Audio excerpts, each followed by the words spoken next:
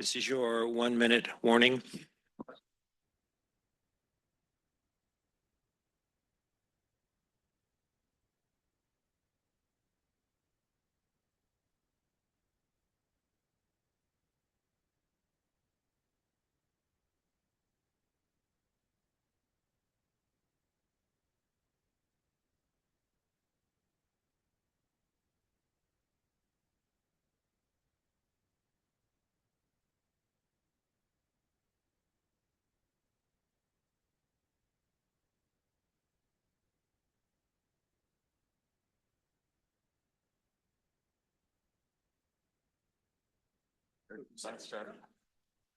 This isn't seeing 3 o'clock, so you can pick this up.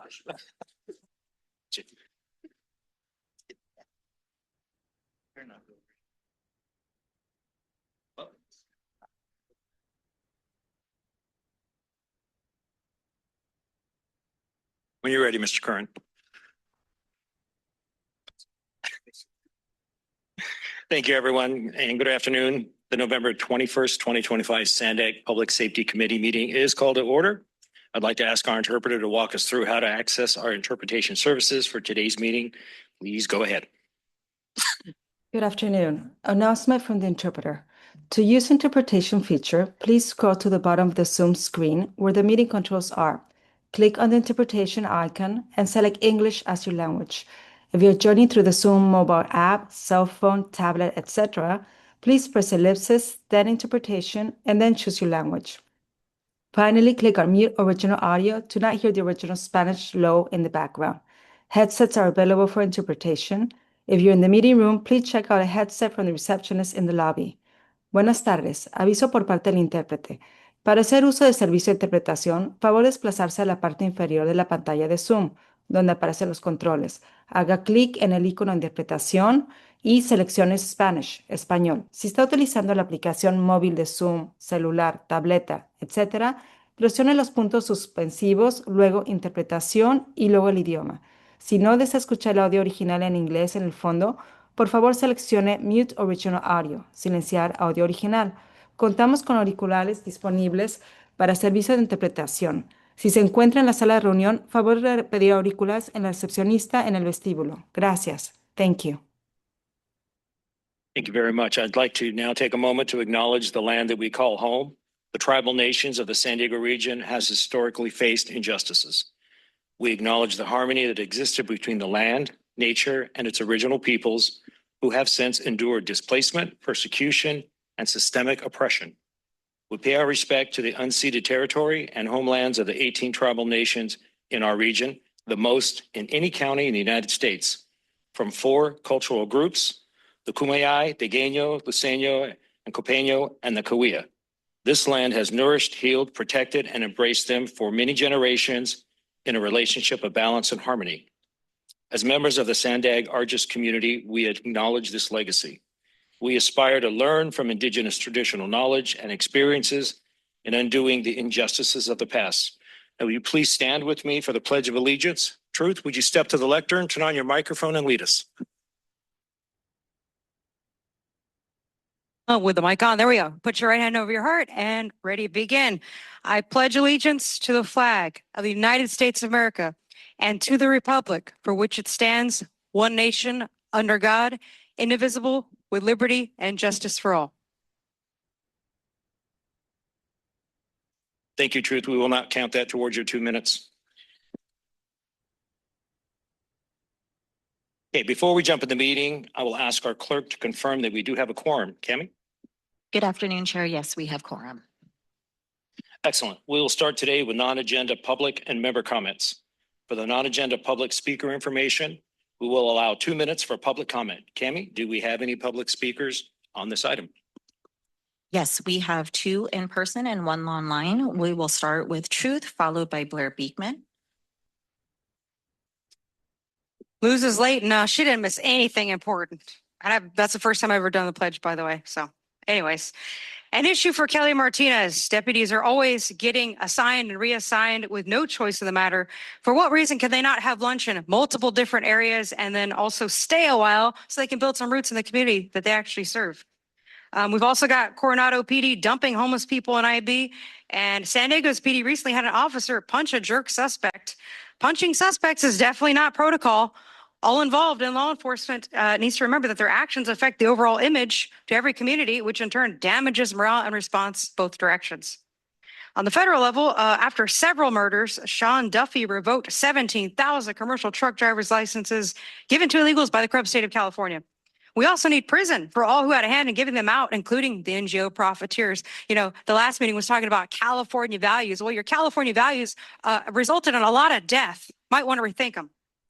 A topic for this committee to address: missing and murdered Indigenous women. You can invite Erica Pinto to present. We need to start digging into why this is happening and start creating solutions, especially in regards to domestic violence, which has a clear route that can be addressed rather than later looking for missing women via freeway signs. SB 54 was a political theater statement against Trump's Executive Order 13768. However, bad political policies, again, have real-life consequences, including the murder of Officer Ranil Singh and the 24-hour shooting spree in Tulare County by illegal Gustavo Garcia, who, after ICE's hold was not followed and he was released, the consequence only days later was the shooting of American victims. ICE is here because of California's values. Speaking of which, I'm concerned the DA has filed false styrofoam felony charges against Councilmember Luke Schaefer and Encinitas, but has refused to file charges against animal abusers like Deborah Barkley, who kill horses, dogs, and point guns at people.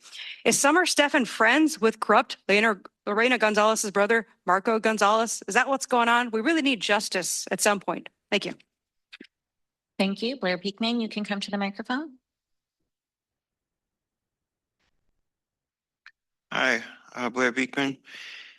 I think in some of my same words from this morning, to try to better clarify, the city of Oakland, they have a committee process that was supposed to vote through their flock contract and move it along to council to be voted on a 2-year contract. It was denied in committee. It stalled in committee.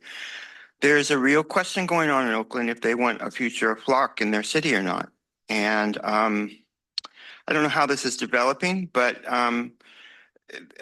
we're having the same questions in the city of San Diego at this time. So what was once considered the monolith and the standard of our ALPR data collection vendor practices is being really questioned this time, and not just here in California, but across the country. I just wanted to present that as local cities, we can have choices about the future of our surveillance, and that surveillance, you know, I think a real statement's being presented that Flock is so into being this new leader in national security data collection and tech collecting for national security corporations. They're not focusing on the needs of everyday people.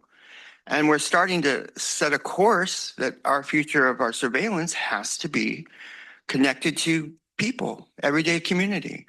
And we're starting a very interesting principled process that it'll be interesting what the next 6 months and year will be moving towards. And I just wanted to make that presentation here, what we can be ready for. Good luck here in San Diego that we work on over militarization issues with ICE agents. They don't come in too strong. I think we can ask that and make a compassionate ask, and it can have results. Feds will be listening now. The work with San Francisco on the same subject. Thank you. Thank you, Blair. The next speaker is online, the original draw. Yeah, it's interesting to see what you guys consider as public safety issues and what you don't. There's a huge domestic terrorism problem going on. We have child trafficking, human trafficking that goes on a daily basis that you guys do not address. There is, you know, exploitation of people. I mean, we sit here and we murder babies. We do so many different things. And it's very sad to see that even through your implementation of all of your climate action plans, you are putting people in danger of, you know, being like killed in a fire, being unable to evacuate.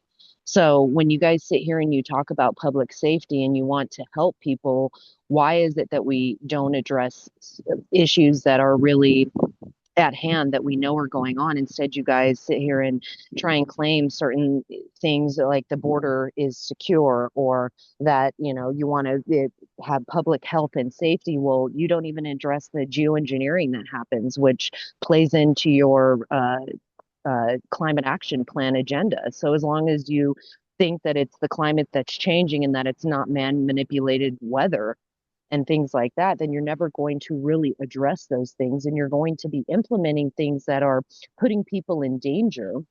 And it's very sad because you care more about revenue, you care more about, you know, getting credit for things and actually providing what people need. There is a huge public safety risk with all of the things that you guys implement, and so you're never going to really address those things because it brings in revenue and things like that. But it's very sad to see that people, any living thing in San Diego is at risk for exploitation, death, and destruction.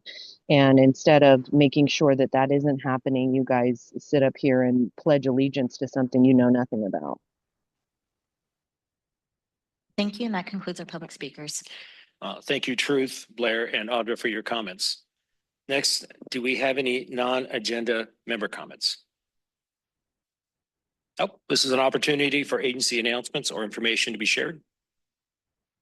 We are going to try and hit that hour mark. Fantastic. Okay, thank you. I'll now hand it over to Mario Orso for a SANDAG update.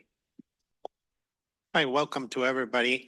Very briefly, just updating that, as you all know, the shutdown is over for the government. So we're working very closely with the different federal agencies to move forward with some of our grants and other funding sources. That's pretty much it. Also reminding the public that next week, the SANDAG offices will not be open for the public, this one's here, and that our customer service center will be closed for the Thanksgiving holiday on Thursday and Friday. That concludes. Thank you. Thank you, sir. Okay, before we move into the agenda, Tony, do you have any ARGIS updates for us? I do. Thank you very much. As you know, as most of you know, our regional trainer, Linda Chimino, she passed away in August of this past year, and her duties have actually been handled by Cami, who's clerking this meeting, and Lloyd Munzer. But we have a number of active candidates we'll be interviewing soon, and hopefully by the time we meet next time, we'll have identified a person to take that spot. We have a new product that we're going to be putting out. Right now, ARGIS hosts, I think, approximately 29 applications, services, and things of that nature. And the new one is called Bulletin, that we're going to be hosting for our regional and for our customers. And Bulletin deals with the BOLOs, or the be on the lookout notifications, where agencies create when they're looking for somebody, a vehicle, person, information, things of that nature. Right now, they're basically in PDFs, and we host them in our ARGIS store. But we're going to be going to a digital model that will actually speed up the search and have people be able to much faster go through the volumes of information that we store for these people. So we're pretty excited about it. The neat thing is that ARGIS is purchasing it and hosting it. We're going to share the cost with 19 entities, as opposed to 19 entities actually purchasing the same thing. So it's ARGIS does that on a number of occasions, and it makes these law enforcement applications much more affordable for the agencies that we serve. So we're very excited about that. The UASI grant season is upon us. These are the Federal Urban Area Security Initiative grants, and the ARGIS will be pursuing 5 grants for approximately $1.3 million. To obtain those grants, we need to have the approval of the Chiefs and Sheriffs Management Committee, this Public Safety Committee, and SANDAG CEO Mario Orso. So in, let's see, is it January?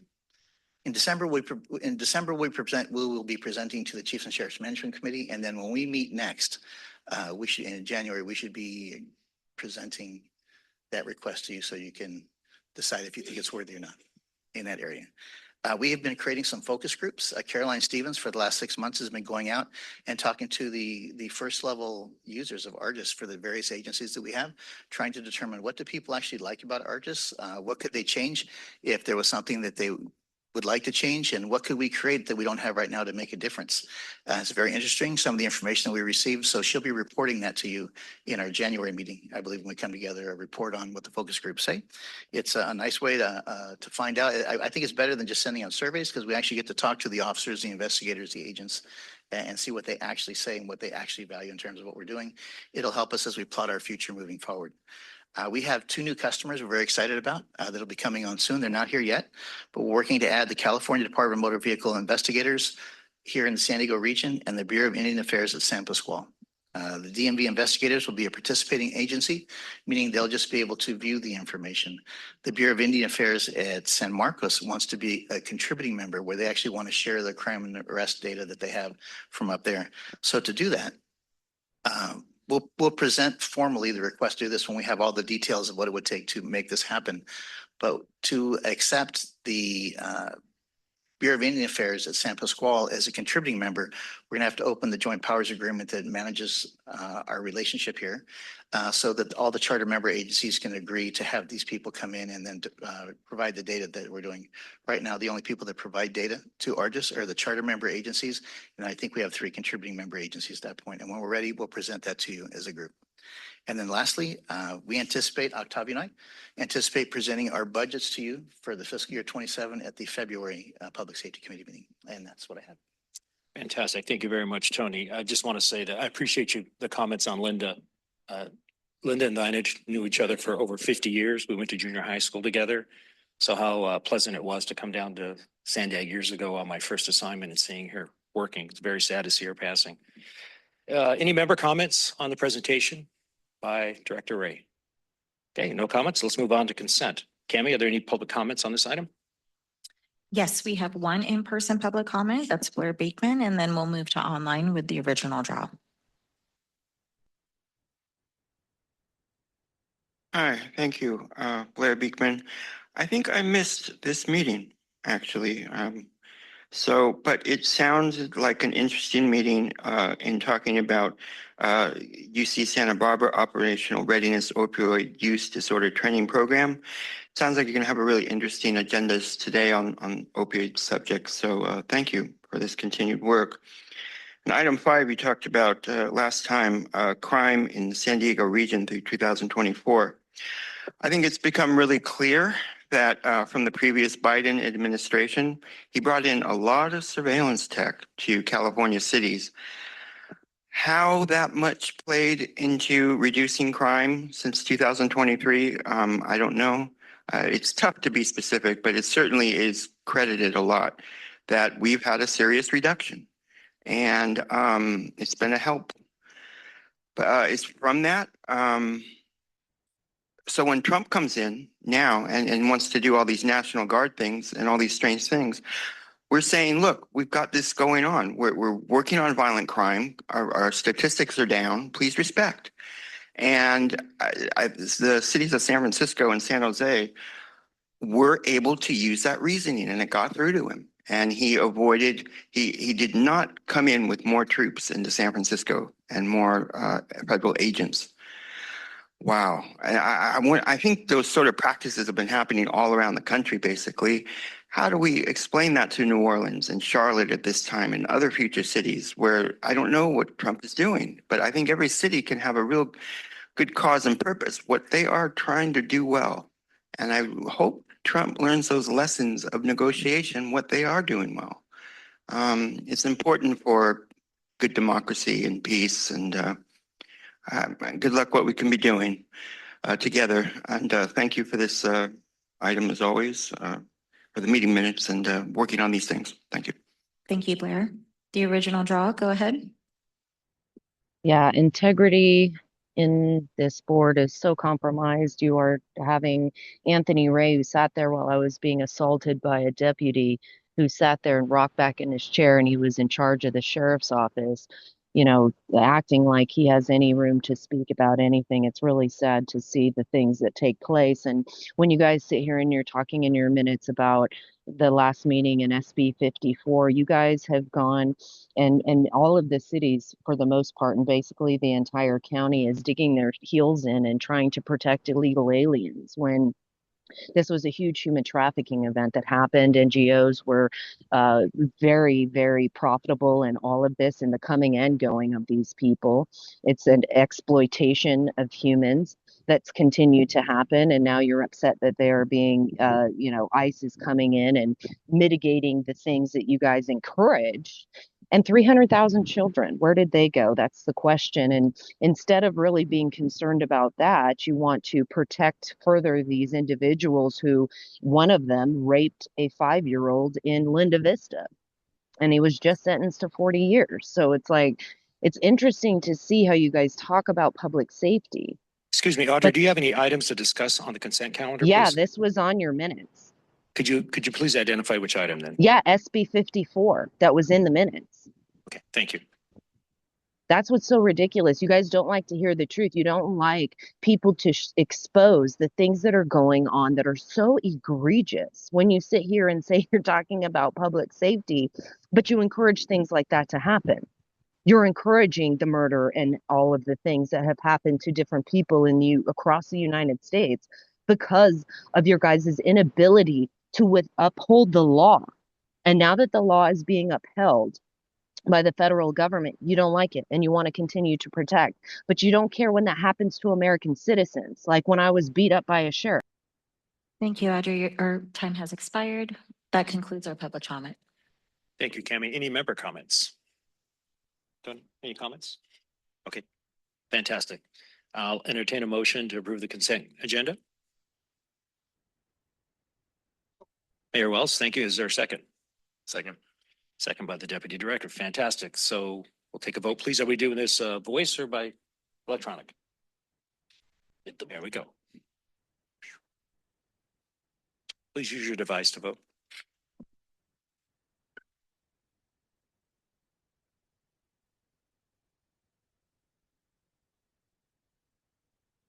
We're just waiting on City of San Diego, which I believe is Mr. Grubbs.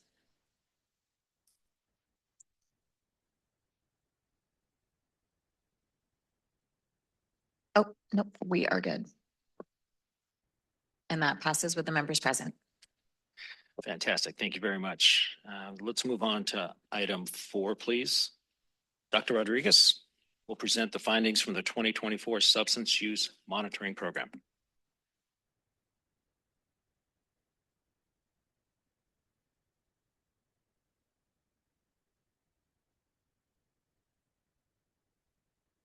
Thank you very much, Chair, Vice Chair. I'm going to be presenting today results of our 2024 analysis of the Substance Use Monitoring Program. A little bit of background. This program started in the late 80s with federal funding. Several regions across the nation had federal funding to start doing analysis and collection of urine samples in local jails to try to analyze trends and patterns of drug use in society. So the methodology was supposed to reach out to people within the first 48 hours that they were booked in jail to try to gauge a little bit of the patterns occurring in society within this specific sample. In the early 2000s, specifically in 2004, that federal funding was canceled, and San Diego, the San Diego region, through SANDAG, was able to secure local funding to continue this effort. To our knowledge, we are the only region in the country that continues to do so, and we have done it since the late 80s uninterruptedly. So this project brings a lot of information, a wealth of information that can let us understand what's going on in the patterns and trends in drug use across time. Talking specifically about this year's sample, we had a sample of 229 adults on an average age of 37 years. We see that they're predominantly male, predominantly Hispanic, and most with some high school or higher education levels. So talking about positive results for drug use. As I mentioned, people booked in jail are approached within the 48 hours that they've been booked, and they are asked to voluntarily provide a sample, a urine sample, to test for drugs, and also to respond to a series of questions that we have on drug use and other risk factors. What we can see here is a trend over 24 years, where we can see how numbers have been increasing steadily, specifically since the 2010s, around that area.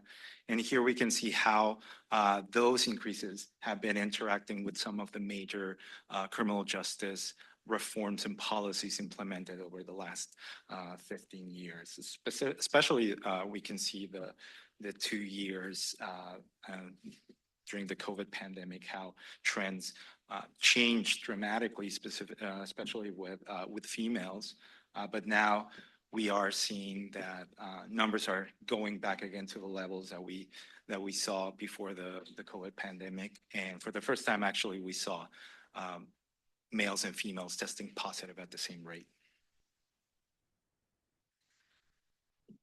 So as we can see, marijuana is consistently the most common tried substance in our panel. Also is the one that is tried at the youngest age and the easiest to get. This is somewhat logic because of the approval of marijuana, or the consumption of marijuana in the state of California. But interestingly enough, we see that meth continues to be the one that is used most frequently, and the one that is used the most, as we can see from some of this results. Going back to marijuana, we've been tracking marijuana since the 2000s, and even after Prop 64 that made the consumption of marijuana legal in the state of California, we wanted to keep that study and trend. And in fact, we included a series of additional questions to understand what's going on with consumption of marijuana. And so one of the things that we started to see some of these patterns is that there are people that buy their marijuana in multiple ways. Some of them just have one single source of purchase of marijuana. But what we can see across the board, even if they have only one source or multiple sources, is that predominantly they get it from recreational dispensaries. But what's important to highlight is that still we see a high number of people who buy marijuana from the streets. So there's still an important presence of black market for marijuana in the region. Now, for a couple of decades, the San Diego region was considered the meth capital of the United States. And as we saw, the meth is one of the easiest drugs to get, according to our participants. As we can see, the trend has continued to go upwards. And within the last 5 or 10 years, it's been very consistent in the highest number, maybe from 45 to 50 and 60%. It is slowing down compared to the last 5 years, but still of high concern, and it's still not something to really to highlight. And of course, as we will see later today in on Chief Fontaine's presentation after this one, how big of a concern still is meth, not only in the region, but in the United States. Again, we try to understand a little more about meth consumption and meth use. Respondents who tested positive for meth were used it on an average of 20 days in a month, and on an average of 3 times a day on the same period. So now there are a lot of behavioral and health risks associated with meth.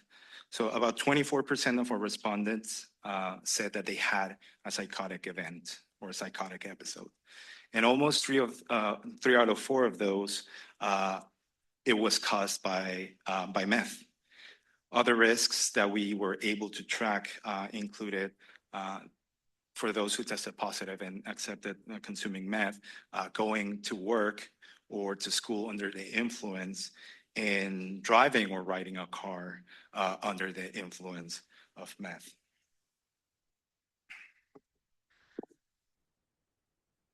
In terms of treatment, almost half of meth users have received some sort of treatment. And more than half believed at the time of the interview that they needed some additional or some treatment, because we have seen that at least in 1 out of 4 cases, participants that were part of this study sought some sort of treatment but found it unavailable. We don't know the reasons why. We don't go further into those, but at least we have this data point saying that they are still trying to get some treatment, even though it's not available for them. Now, of special concern is fentanyl over the last decade, and the relationship that it has with meth. And of course, we will see that in much further detail later at Chief Sontain's presentation. But from our sample, from our study, we see an increasing trend of meth and fentanyl being mixed together, or laced as it is referred, either intentionally or unintentionally, as we will also see in the next presentation. In fact, almost half of the meth users that we approached believed that at some point one of the drugs they used, mainly meth, had fentanyl on it, and they knew it because of the reaction to the drug. So starting in 2010, 2012, we started to see this trend on fentanyl use. So included a series of questions to understand those patterns, and we saw that increase in across the nation. We do not have yet the capacity to test for for fentanyl positives. We only do for opioids in general, but we started to ask about specific use of fentanyl, and we have seen over the last decade specifically how that has increased significantly in the region. Although for the last 2 years we see a slight decrease, and that's something that is positive, we believe. We have also seen the same trend in overdoses and deaths for fentanyl, as Chief Fontaine is going to present later on. But this data is consistent with what we were seeing for the last 2 years. The use of fentanyl might be decreasing in the region. There are many reasons why, and Chief Fontaine is going to address some of them, but it's still it's positive, and we expect to see the same trend continue. Some of the things that we are interested in knowing, some of the patterns behind fentanyl consumption. As you can see, most of them who reported using fentanyl did it so in the last 12 months. Those who started using fentanyl started at an age of 35 years old. Most of them, and as I know Chief Fontaine is going to mention something about it, fentanyl was a drug or a substance that was preferred and was initially used in pill form. Now they're increasingly consuming it in powder and trying different ways. But what is striking is that a lot of them say that this is fentanyl is very easy to obtain in the region. So fentanyl in our sample was the leading cause for overdose, at least in the self-reporting portion of our study. About 2 in 5 participants in our study said that they have overdosed at some point in their life, and the most common cause was due to fentanyl. Although positive things is that we know that naloxone is a key to saving lives in cases of opioid overdose, and we found it positive that more than half, at least, of the sample knows where to get naloxone. And not only them, but also friends and family know and have it handy to apply. And as we can see, also the key role of fire and EMS and law enforcement in saving lives in cases of opioid overdose. And finally, we also like to explore a little bit of connections of drug consumption or drug use with other structural problems in society. And it's clearly connected how drug use, housing stability, and crime is a cycle that is connected altogether. And 2/3 of our population said that they had ever been homeless, 67%. And almost 3 out of 5 of those are meth consumers. 4 out of 5 have previously been arrested. And 1 in 3 of those who've been arrested didn't have a place to stay the first night where they were released from jail. So we can see this is a cycle, it's connected. All of this is tied together. The majority, 82% of those who said that they have ever been homeless also tested positive for a drug, in contrast of only 60% that said that they never been homeless. So overall, some of the key takeaways, 75% tested positive for a substance. About half of them were positive for meth. Nearly 1 in 5 of our sample reported misusing fentanyl at some point in their life. About 2 in 5 have overdosed. And there are a shared relationship with other structural problems such as homelessness and crime with substance use.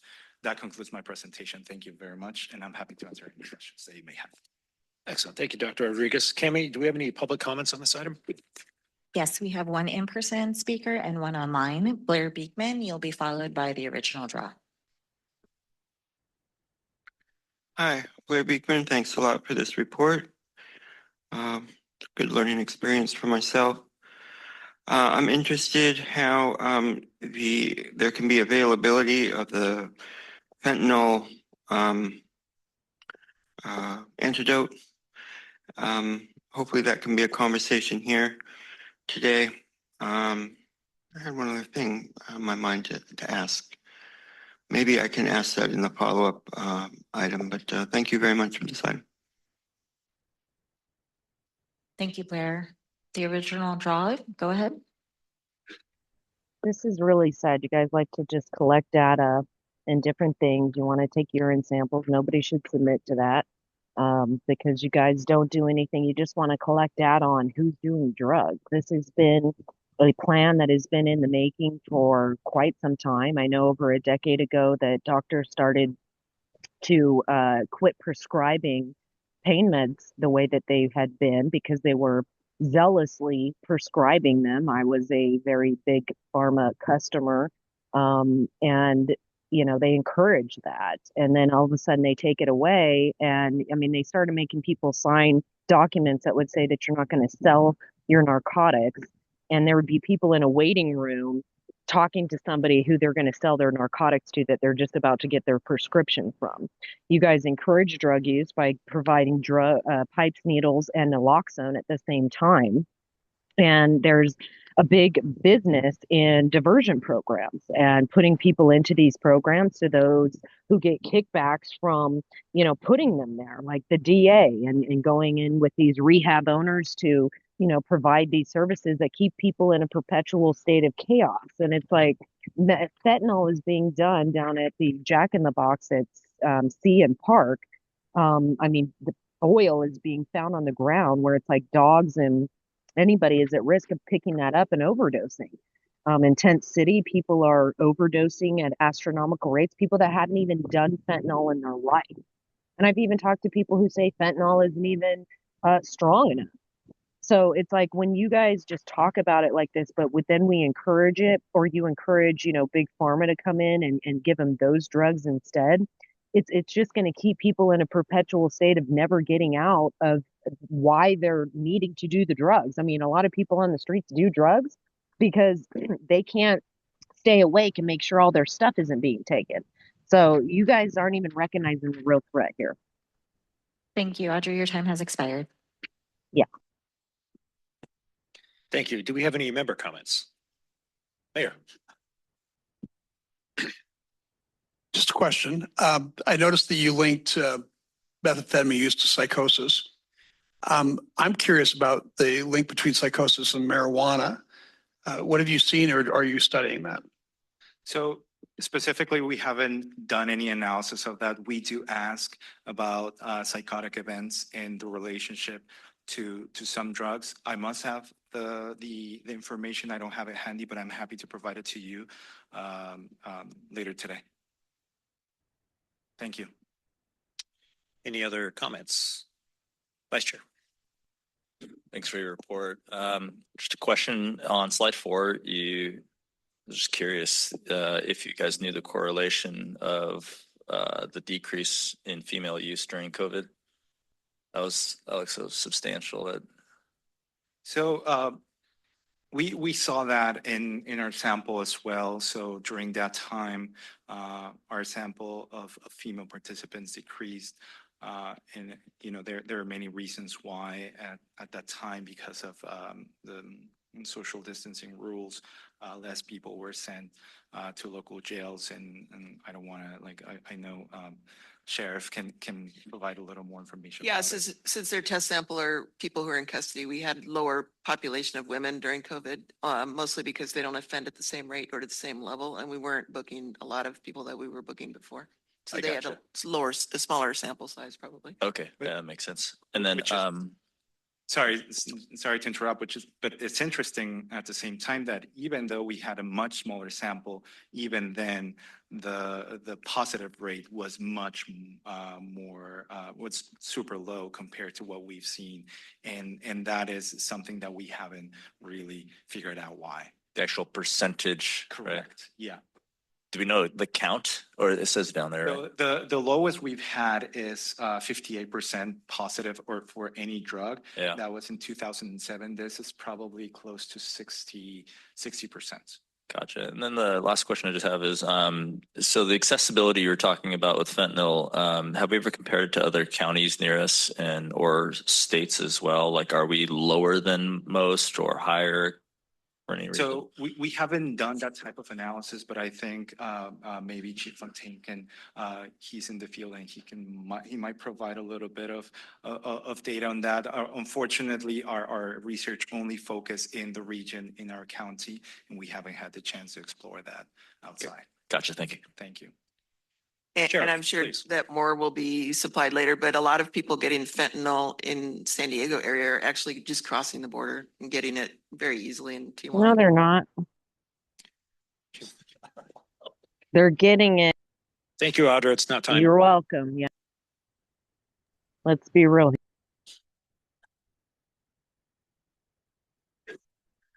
Sheriff, were you finished? I'm sorry. Yeah, I mean, that's not precluding that they are getting on the streets as well, but we do see that a lot in the jails. People are, coming to jail and they've just visited Tijuana and gotten drugs there. About a week and a half ago, much was made about the Oceanside Police Department issuing naloxone to their officers out in the field. Are they the only of the 10 municipal agencies, 9 municipal and the sheriff, that are distributing it in the field? The sheriff's ready to jump on the mic. Go ahead, ma'am. Yeah, we actually started distributing it within our jails a few years ago. We started in the field in 2014, I think it was. So it's been going on for a long, long time with the sheriff's jurisdiction. Yeah, I know that it was also being Same. in the field. Yes. Fantastic. I know the different sheriff stations were offering that up free to members of the public. Just come in and take them. Yeah, and that's a program funded through the county. And I think most municipal agencies are doing that. San Diego PD is doing it. Yeah. Okay. Okay. So it was a story for the news for Oceanside. They're not here. Thank you, Sheriff. Okay, any other comments? Thank you, Dr. Rodriguez, for the presentation. We'll now move on to item 5. Item 5 will be presented by James Fontaine. Here comes. James is a 25-year prosecutor and chief of the Major Narcotics Division of the San Diego County's District Attorney's Office. James supervises a team of 12 lawyers whose mission, in part, is to prosecute high-level drug traffickers, including dealers who furnish controlled substances, resulting in a user's overdose and death. James was featured in the award-winning documentary Poison Pill, San Diego County's Battle Against Fentanyl, and has served as a subject matter expert for NBC7. James regularly provides training and briefings to law enforcement, government officials, and members of the community about the dangers of illicit drug use. And recently, he was awarded the 2025 DEA Justice System Community Excellence Award.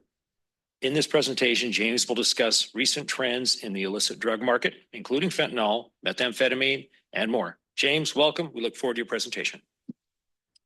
Thank you very much. Good afternoon, committee members. I appreciate this opportunity to talk to you about illicit drugs, the illicit trends that we're seeing in San Diego County and abroad.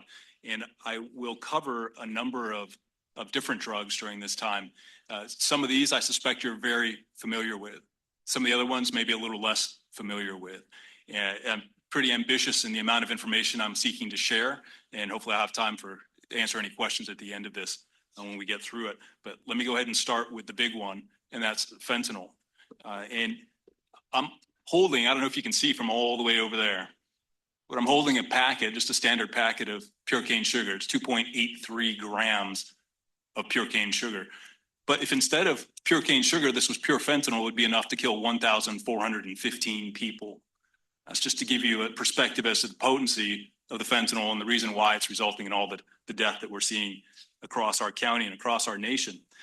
Anytime I've spoken about fentanyl, I found it very important to actually distinguish the illicit fentanyl that's causing the vast majority of the harm that we're seeing as compared to the pharmaceutical grade fentanyl.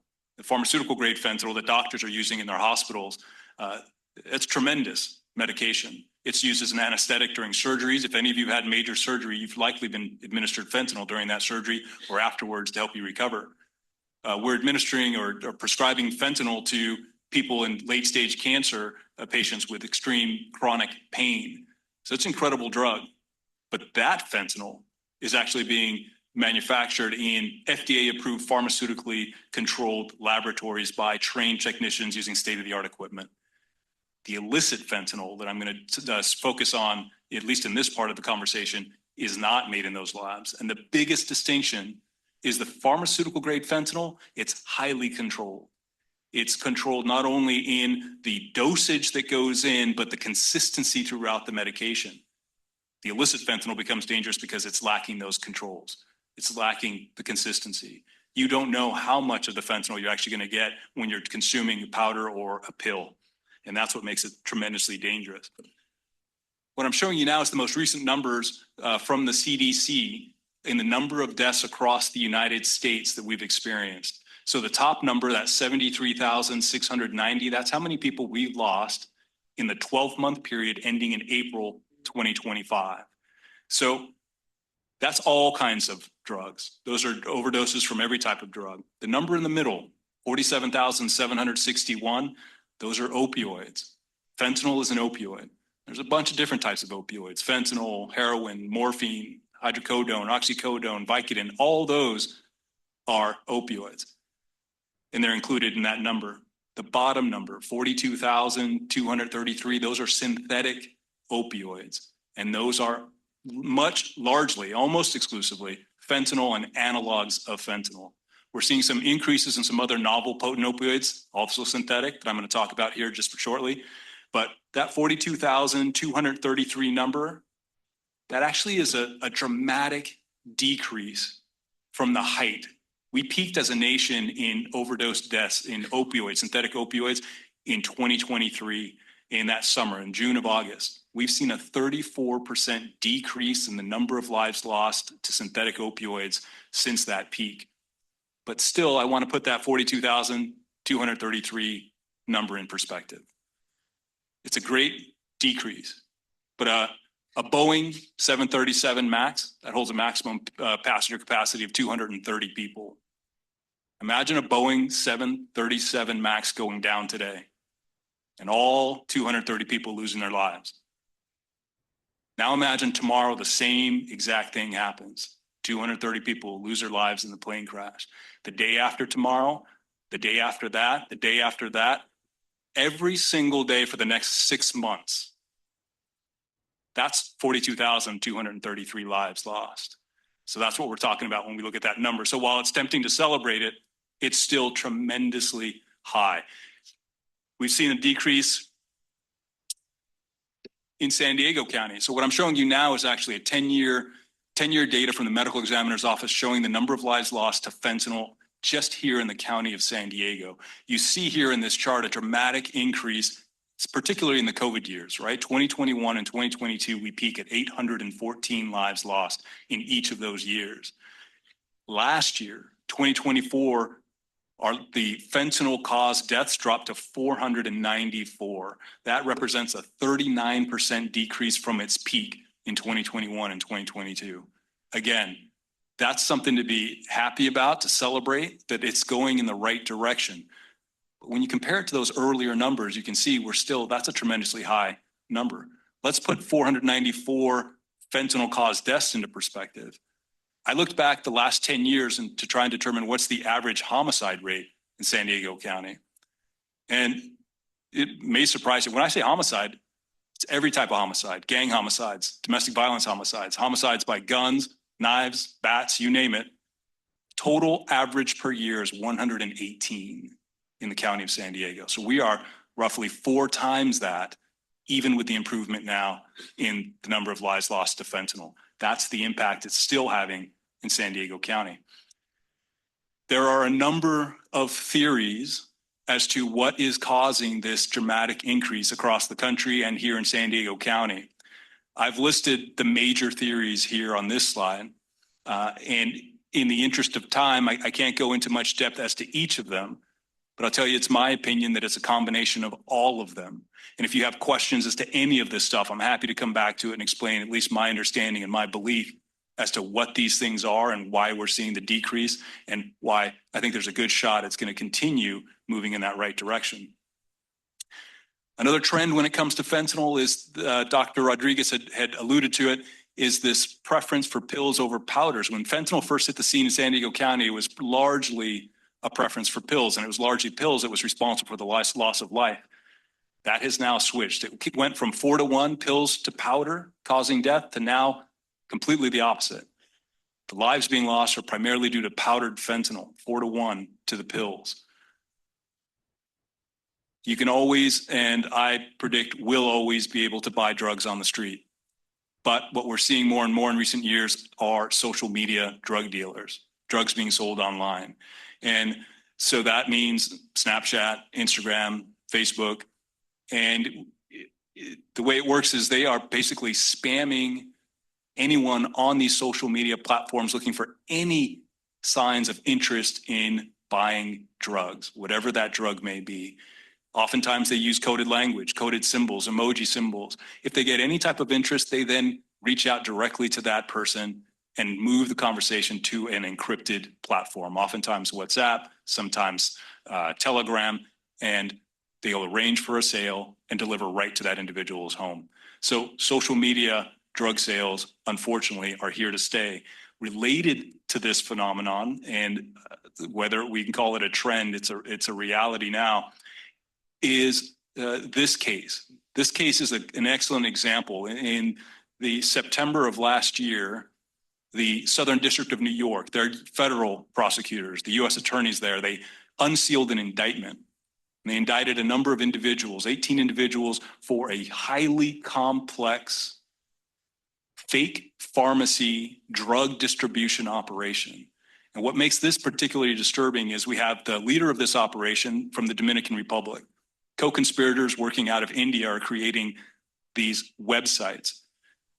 What makes that most disturbing is the authenticity, at least the appearance of authenticity of these websites. It's incredibly impressive and frightening. They looked so real. That's an example, an actual example of one of the websites. They had a number of them. They had the different medications to treat different conditions. If you picked one of those medications, let's say pain medication, it would then take you to a page where it would have oxycodone. It would tell you about how oxycodone treats pain. It would warn you about possible interactions of oxycodone. They would have disclaimers telling you that you better be careful and don't order from pharmacies online unless you are convinced that they are an FDA-approved pharmacy. These were not. But with those type of warnings, that was enough to satisfy a lot of people. What type of criminal operator would actually put those warnings in their website? They had about us pages with doctors, and they had chatbots that would pop up. How's your shopping going? Do you need any assistance in buying the medication? All the medications were counterfeit. So you have the Dominican Republic leader working with folks in India to create them.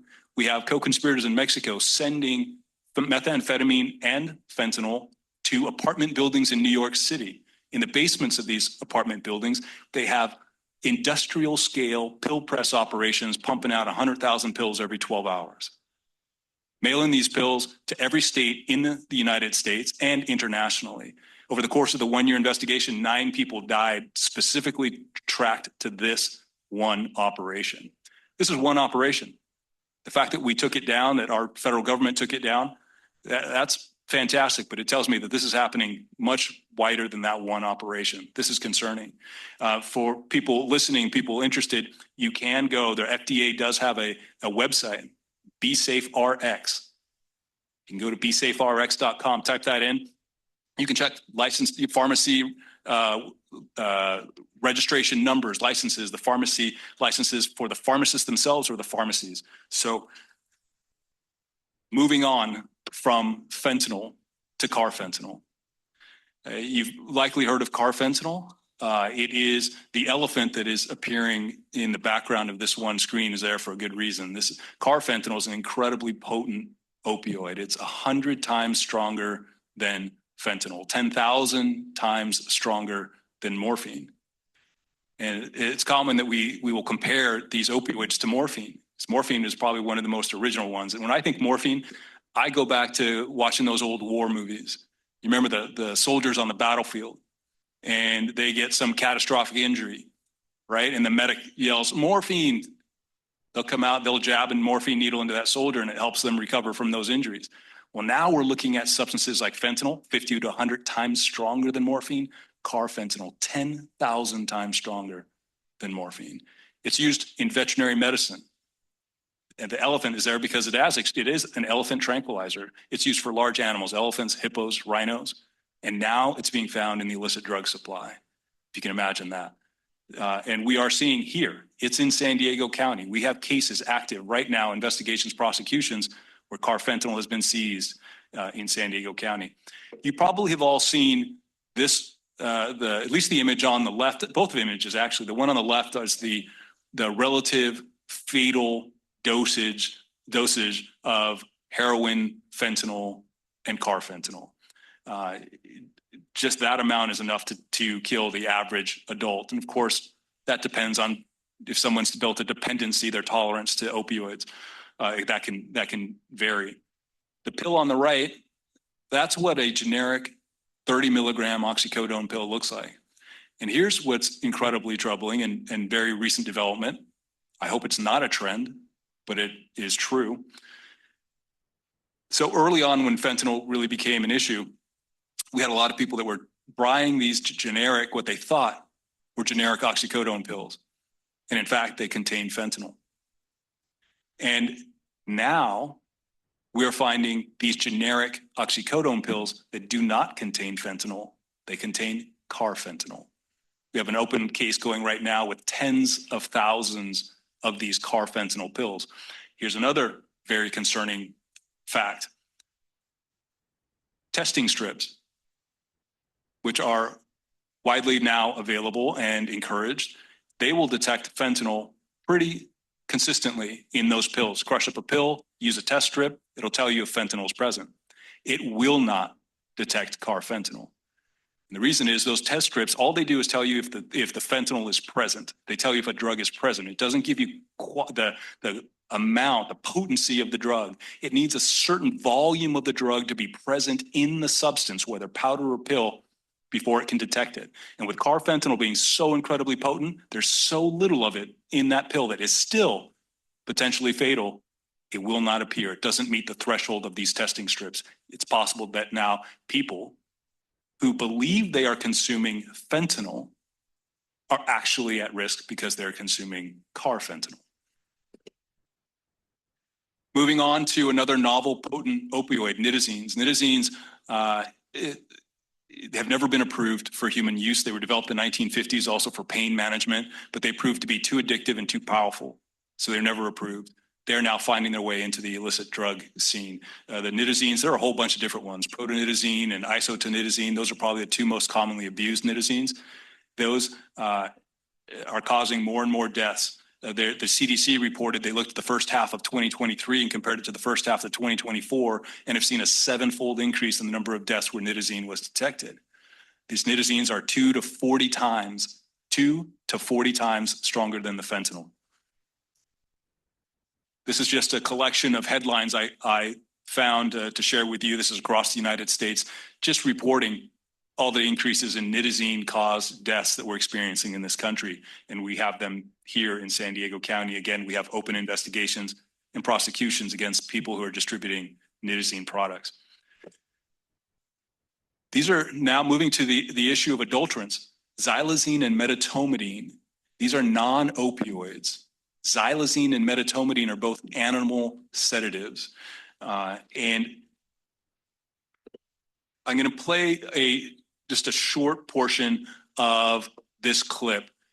And what you're going to see now, and I guess I should just state, if there's anyone watching this that has some issue seeing people, there's going to be obvious drug use, people under the influence, and maybe you look away. You'll tell by my statements when I'm done. What I'm going to ask you to examine when you watch this clip is the movement of the individuals. You're going to see people like the gentleman that just went out of screen, completely out, unconscious. You're going to see the way people are moving. And what this scene came from is a neighborhood in Philadelphia known as Kensington. Kensington is widely considered the epicenter of xylazine use in the United States. And xylazine, you may have heard the term tranq. That's referring to xylazine. It's a nickname for xylazine because it's a tranquilizer, an animal tranquilizer. Tranq dope is when you have xylazine mixed with fentanyl. And so it's also like fentanyl, xylazine and medetomidine are central nervous system depressants. It's compounding the effects, the harmful effects that we're getting from the fentanyl. It's slowing your breathing. It's lowering your blood pressure. And it can cause you to lose consciousness, go into a coma. Xylazine alone can cause death. Now it's combined with fentanyl and it's extending that sedation of fentanyl. And if I can move on now from this video. In the sad reality is there's parts of town that I've seen, and I'm sure you've all seen, that are not that unfamiliar to what we just watched in that screen. And it's in Kensington. However, drug usage trends have a tendency to flow westward. And if there's any question of whether or not xylazine is here, one, I can tell you I have cases where xylazine is being detected. The Sheriff's Department's crime lab detects xylazine with regularity.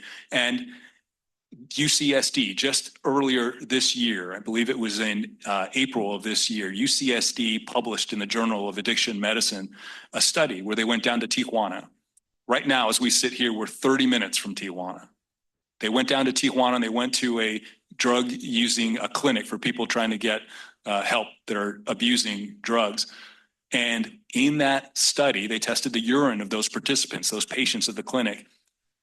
It was 86.2% of the urine samples contained xylazine. All of them contained fentanyl. So if you have all of those people with positive xylazine in their urine, 30 minutes for where we're sitting right now, that's all the proof you need that xylazine is crossing that border and coming north here into our markets. In addition to one thing about xylazine, I guess I should say this. Here's a trend. Medetomidine, another animal sedative, up to 20 times stronger than xylazine itself. It's taking the place of xylazine. That scene in Philadelphia, Kensington, now most recently, well, let me back up. In 2021, over 90% of the fentanyl tested in Philadelphia was testing positive for xylazine, over 90%. Now, most recently, it's over 80% is testing positive for medetomidine and just over 40% testing positive for xylazine. Medetomidine is replacing it, and it's stronger. This lady that's being pictured in this slide, this came from a New York Times article that was looking at xylazine abuse in the Northeast. You can see she has this horrendous wound on her forearm. Xylazine, in addition to being central nervous system depressant, sedative, it's a vasoconstrictor, means it's restricting the blood flow throughout your body. And without that blood flow, the tissue is dying. So it goes through the tissue, through the muscles, down to the bone. Severe cases, it's resulting in amputation. And if you look closely at this photo, you'll see that this lady's leg, her right leg below the knee, is gone, lost to an amputation because of xylazine use. If there's any good that comes from medetomidine, is that at least early clinical studies are showing that it does not have the same tendency to result in these necrotic skin ulcers that xylazine does. However, the potency is concerning because people now, if they're not dying, they're staying unconscious from medetomidine or xylazine for hours on end. They are being raped, sexually assaulted, robbed, you name it, if they're fortunate enough to live through it. Also, xylazine and medetomidine, being non-opioids, they do not respond to naloxone, what we commonly call Narcan. So it's not going to reverse it. There are other issues with people who are seeking opioid treatments to get substance abuse treatment. Medetomidine causes people, and xylazine causes people having severe anxiety during withdrawals. And when that happens, it becomes incredibly hard to stay consistent with your buprenorphine that you're taking to treat your opioid addiction. And so people are dropping out of that. Moving on to methamphetamine. I put on this slide, my subtitle is Hiding in Plain Sight. And I put that there because it seems to be that methamphetamine is living in the shadow of fentanyl. And for very good reason, we're focused on fentanyl, right? There's so many people, as you saw, are losing their lives to fentanyl. But I can tell you methamphetamine is horrendous. And you could see from Dr. Rodriguez's information he shared just earlier today, the impact of methamphetamine. What I'm showing you now is the last 5 years of drug deaths attributed to methamphetamine and attributed to fentanyl. 3 out of the 5 years, methamphetamine has actually exceeded the number of deaths that fentanyl has caused. It's only in those peak years of 2021 and 2022 where fentanyl exceeded the number of methamphetamine deaths. And when you add all those numbers together, though close, methamphetamine actually has taken more lives than fentanyl. And you've seen and now heard that close association between methamphetamine and violent crime. We see that consistently in our office. We don't have that correlation between fentanyl and violent crime. Methamphetamine, all the time. You have the methamphetamine-induced psychosis. It is ruining lives, methamphetamine, at a rate that is just astronomical. There's the schizophrenia that is strongly associated with methamphetamine, and whether it was mental illness or methamphetamine use, at some point it doesn't matter which one came first. When they're coexisting, it makes it incredibly difficult to treat either one unless both are treated successfully. I'm showing you Breaking Bad just because this is, for those of you who may have watched the show, when Walter White first started, he started using creating what was often called biker meth. Biker meth was red phosphorus and pseudoephedrine and some other harmful ingredients mixed together. It was low quality. Back in about 2003, your methamphetamine had a purity of about 50%. Now we've switched to a method called the P2P method. And this P2P method is changing the chemical ingredients going into the methamphetamine, increasing the purity significantly. We're at over 97% pure methamphetamine. That increase in potency of methamphetamine is having effects as well. I believe, and I've read from experts, that that is what is contributing largely to the psychosis that we are seeing on our streets, methamphetamine-induced psychosis, and the violence that is correlated with methamphetamine use. Methamphetamine is abused and used in powders and in crystal, smoked, injected, you name it, they'll use it. Here's a troubling trend: fake Adderall pills. Now, think about the online drug dealers. Those are always fake. They're not actually selling actual Adderall through Snapchat or oxycodone or Xanax. They're counterfeit. Think about the pharmacies that I just talked about. These are counterfeit. And so who takes Adderall? We are living in the age of anxiety, right? for all kinds of reasons. Social isolation that started with COVID, the cost of housing, the political atmosphere, whatever the cause is, we're living in the age of anxiety, and people are turning to medication, whether they get it legitimately or they get it through social media. And we are finding cases where Adderall, it doesn't contain any of the drug, the actual drug.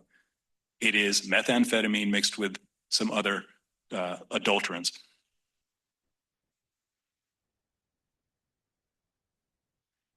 This is just a list of effects that methamphetamine has. I'm not going to go through them all. I do want to talk just really briefly about the last three, the most serious effects from methamphetamine use: stroke, heart attack, and death. I'm sure you all remember that media campaign long ago called The Faces of Meth. Probably heard of meth mouth. You would see people with diseased skin, their hair falling out, their teeth falling out, rotting gums. All that was true. Whether or not the campaign was successful or that could be debated. But it was true, and it was chronic use over years of methamphetamine abuse.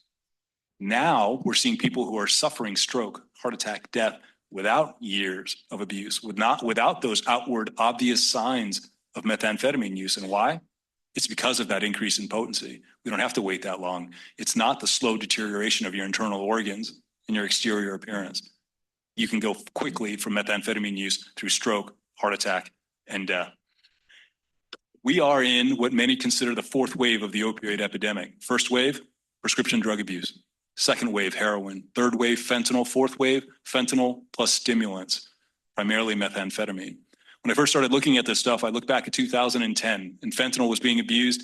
It was mostly with benzodiazepines. Here in San Diego County, at least, it looked like around 2017, I started seeing more fentanyl with methamphetamine in the postmortem toxicology.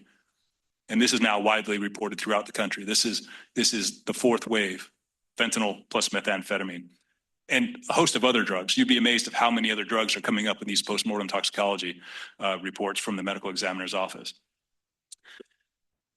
Moving to benzodiazepines and ketamine. I have my subtitle here, Jaguars and Leopards.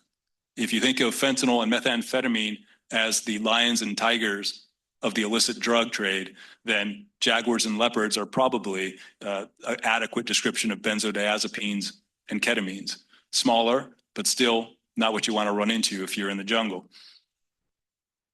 When it comes to benzodiazepines, probably the most popular one, the most widely abused, is alprazolam. That's the actual drug name. The common name, trade name, is Xanax. And like I mentioned, the age of anxiety, Xanax is widely prescribed. And prescription Xanax in and of itself, especially when combined with things like alcohol, are contributing to more and more crashes and DUIs, sometimes fatal, and it's causing a tremendous amount of harm. And we're seeing an increase in harm from drugs like Xanax.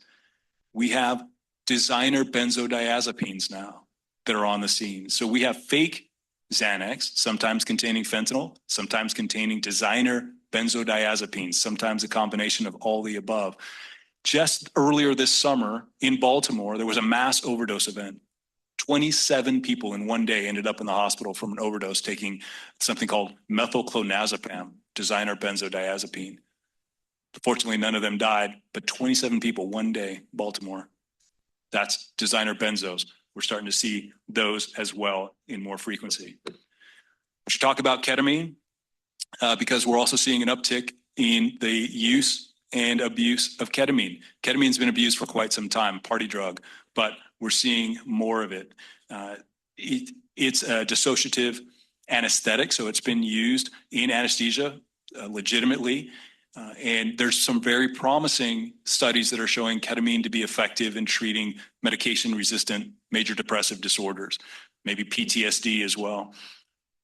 But there are people that are abusing it, unfortunately, and oftentimes resulting in significant harm, sometimes death. Probably the most famous person, at least that I know of, who died from ketamine is Matthew Perry.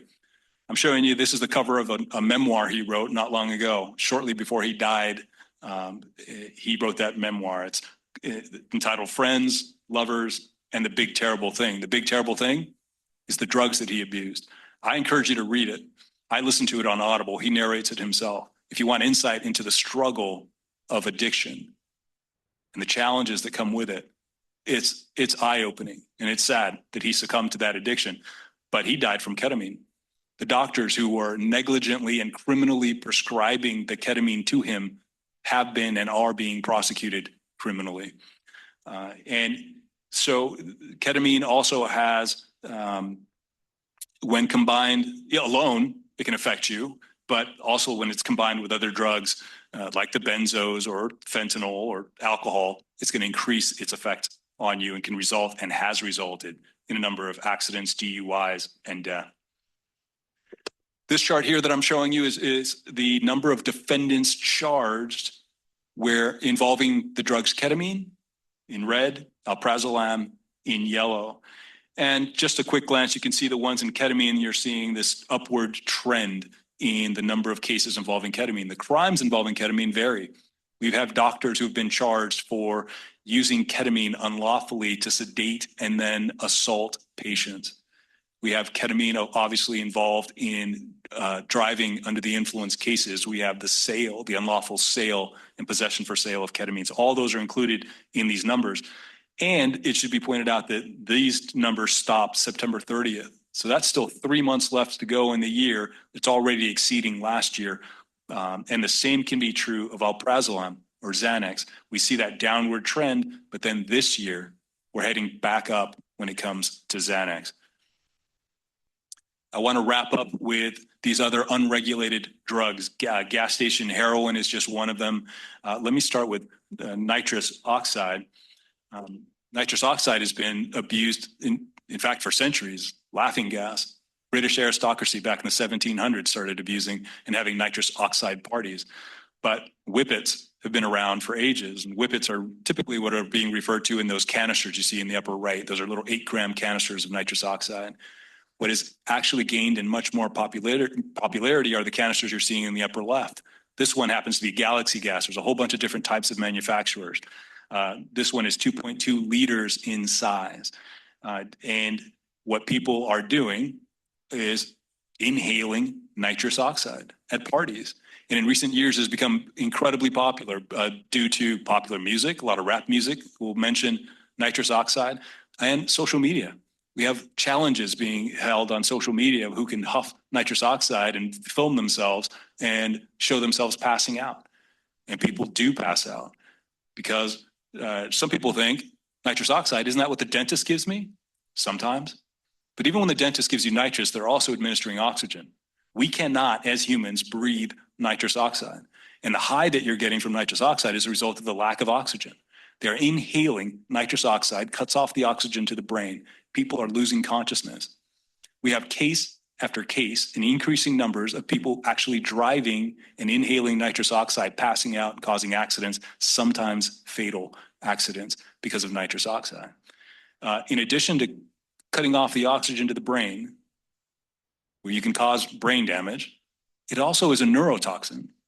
Nitrous oxide actually will damage the myelin sheath around the nerves in the spine. So people are now that are abusing nitrous oxide, they're getting these tingling and pain sensations in their hands and in their feet. They're having trouble walking. Some people in extreme cases are actually becoming paralyzed by their use of nitrous oxide. And there are, like I said, a number of these cases coming through the system. Some other unregulated drugs, kratom is one of them. You may have heard of it. Kratom itself naturally grows in Southeast Asia. It's a tree. And there it's commonly ground, the leaves are ground up into teas and consumed. And in low doses, it's kind of a stimulant, helps you concentrate, helps you focus. Higher doses, it actually interacts with your opioid receptors and it starts acting more like an opioid. And there are two primary components to kratom: mitragynine and 7-hydroxymitragynine, or 7-OH. It's the 7-OH we're worried about. And there's a number of jurisdictions that have actually taken action to regulate and limit the amount of 7-OH available. Kratom is not FDA approved in any type of medication, although people will say it helps them with their anxiety, and also people recovering from their opioid use disorder says it helps them with their withdrawals, but it's never been approved for that. And the FDA has issued warnings about kratom. In 2016, the cities of Oceanside and San Diego did pass regulations prohibiting the sale, possession, manufacturing of kratom. Other parts of the county, it is not regulated. There are deaths, as you can see, in San Diego County, where mitragynine, in all those cases I saw, it was also accompanied by other drugs. Mitragynine is being attributed as a cause of death by our medical examiner in a number of cases in an increasing frequency. Tianeptine, gas station heroin. You can go into a gas station, convenience store, and pick up this, what is being marketed as a food supplement. Helps with brain function, or so they'll say. It helps you with maybe your anxiety, your untreated anxiety.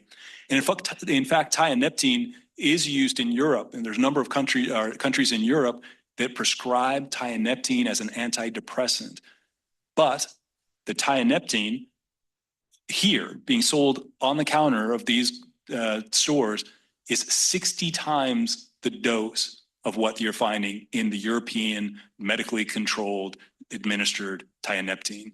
And so we're resulting in high levels of addiction. At high dosage, it is affecting your opioid receptors, and people are suffering consequences, and you can lead to abuse. Zaza, that you see here pictured, that's one of the brands, but it's one of the nicknames as well. People are asking for Zaza or Tiana Red or Neptune's Elixir. All those are references to tianeptine. So wrapping up, what haven't we talked about? We haven't talked about cocaine. We haven't talked about a lot of drugs.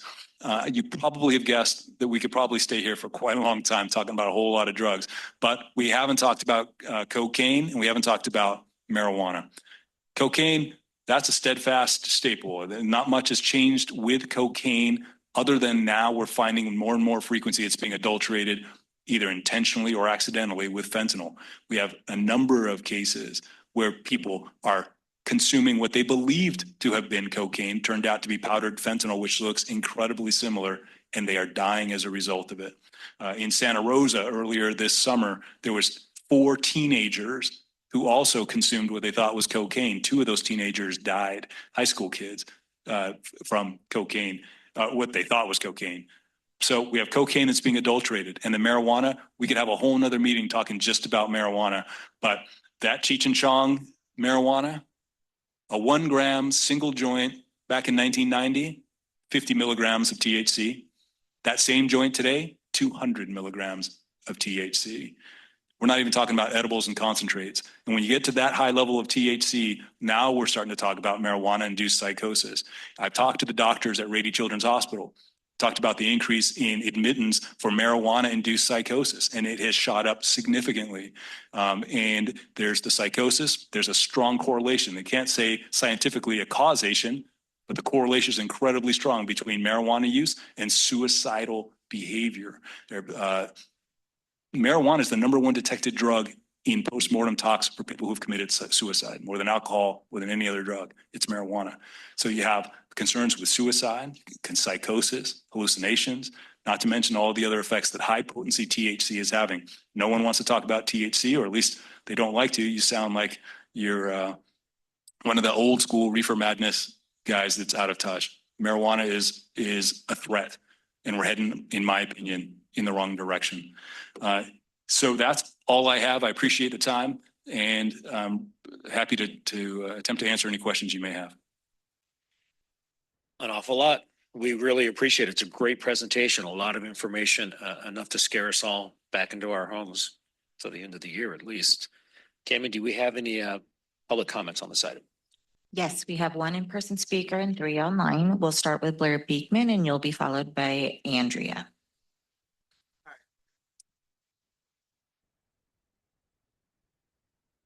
See, okay, it's working. Thank you. Okay, hi, Blair Beekman. Thank you for this item. I'm not too hip or savvy on these things, so it's nice to hear this item.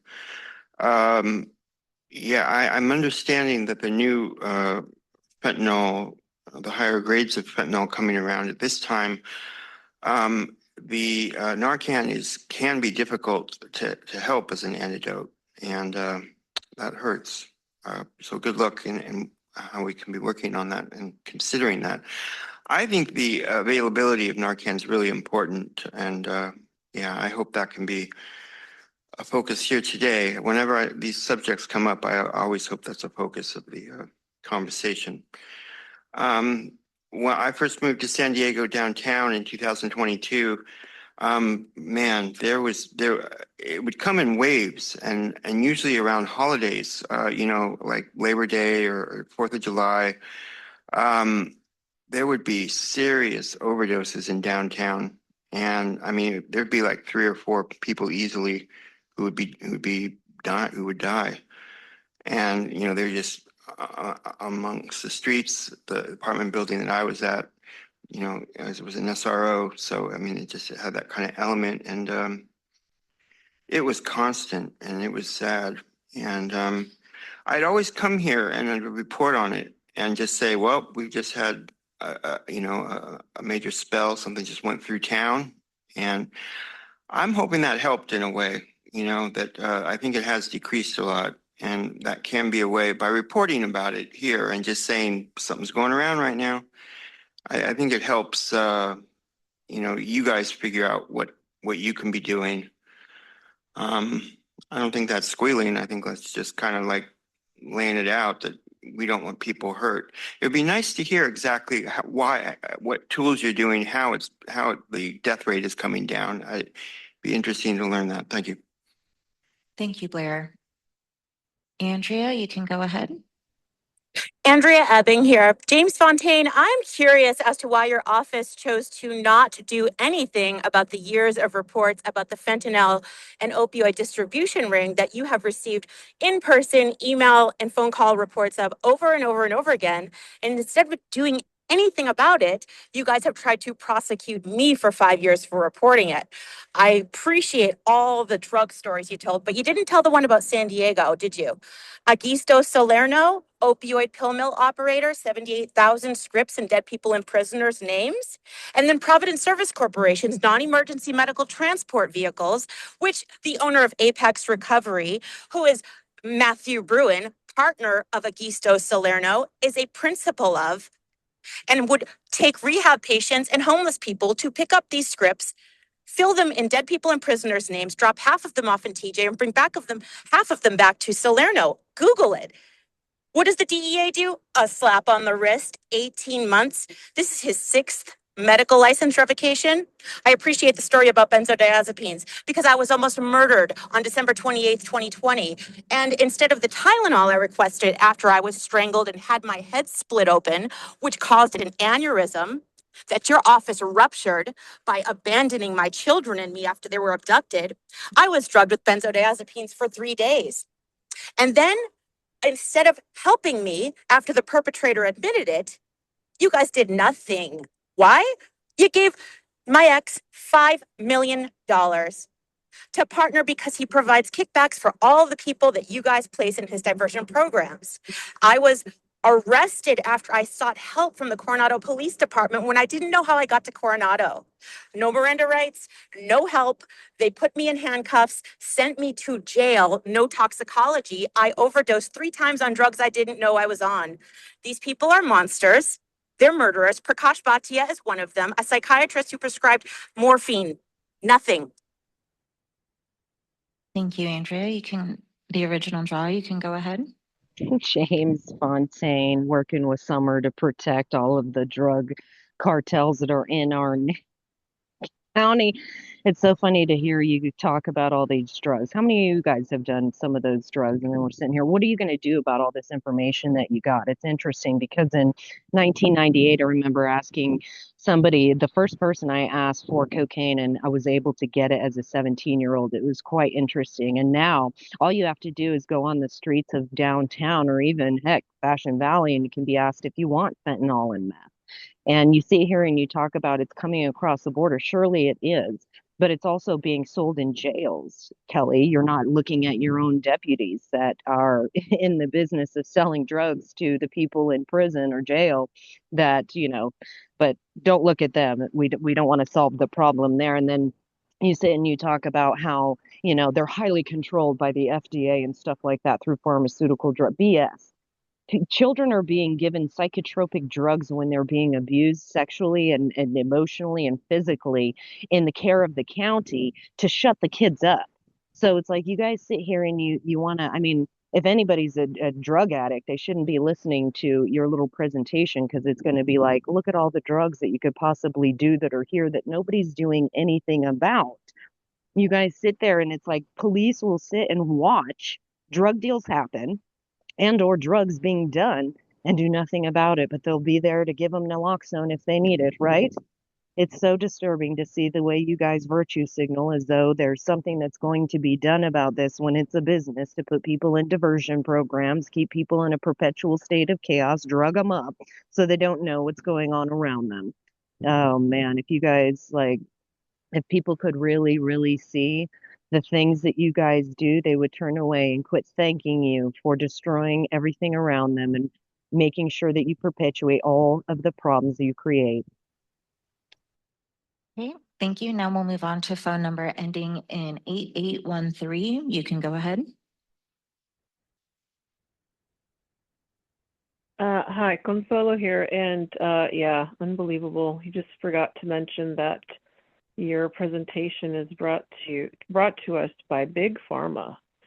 And so all these drugs, you know, let's be real about how they came. They didn't become a national crisis because suddenly, you know, people became weaker. It became a crisis because we live in a system designed to manufacture escape. When you break people spiritually, financially, mentally, and physically, when you trap them in a world where they can't afford housing, can't afford peace, can't afford a moment of rest, addiction becomes predictable. And predictable means profitable. So, I mean, you guys talk about street dealers, but the biggest freaking pushers and dealers have PhDs. And it's disgusting. Big Pharma flooded this country with synthetic drugs, told the public they were safe, and doctors, intentionally or not, became the distribution network.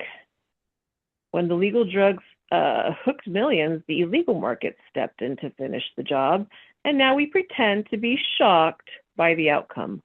Such bullshit, such waste of our money. And yeah, I wish, you know, all of you, I think the majority of you get this. You get how the system is set up. And yeah, you mentioned, unfortunately, they're here to stay. It's like, no, they're here to stay because the system needs them to stay. A society full of numb, broken, chemically dependent people is easier to control, easy to exploit, and very easy to profit from. So yeah, so you won't address the root of the cause because that would be addressing trauma, isolation, poverty, hopelessness, toxic food, toxic skies, toxic media, and a culture that has forgotten sovereignty. The entire addiction industry would. Thank you. Your time has expired, and that concludes our public comment. Thank you very much. Any member comments on this item? James, I think you hit a home run. Oh, I Certainly. just Oh, a I'm quick sorry. comment. Luz, go Thank ahead. you, Chair Musgrove. Thank you. This is very difficult information to take in.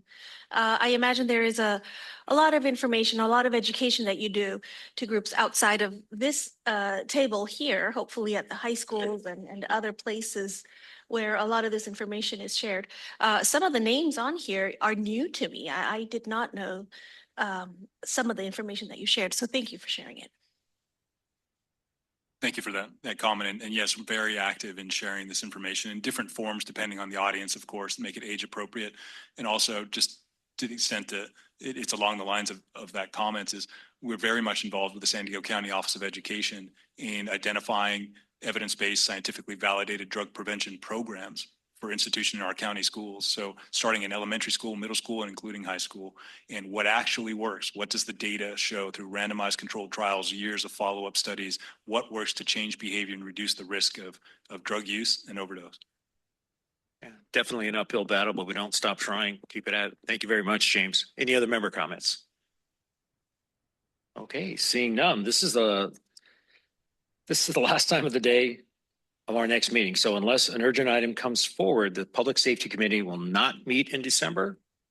We'll reconvene in the new year, tentatively scheduled for January 16th, 2026. Notices will go out at 1 p.m. So the reason for the delay today was to accommodate the board meeting, which we knew would go long. So with that, we hope you have a wonderful holiday season. Stay safe, and thank you all for your continued service to the community. We appreciate it.